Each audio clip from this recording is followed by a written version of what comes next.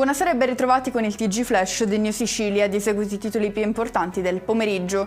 Contrasto all'abbandono dei rifiuti e misure per l'energia solidale a favore delle famiglie siciliane sono due delle norme proposte dall'Assessorato dell'Energia e dei Servizi di Pubblica Utilità e approvate con la nuova manovra finanziaria. Individuato il giovane di 20 anni ritenuto responsabile del ferimento della 33enne colpita alla spalla da un colpo di fucile da caccia nella notte tra sabato e domenica a Palermo. Ore di apprensione nella tarda serata di ieri a Gravina di Catania, dove è crollato un cornicione al primo piano di una palazzina, 4 le famiglie evacuate. Tensioni a Catania per un vasto incendio divampato nella tarda serata di ieri lungo la zona industriale in località Ponte Primosole, coinvolgendo un centro benessere e diverse attività commerciali adiacenti.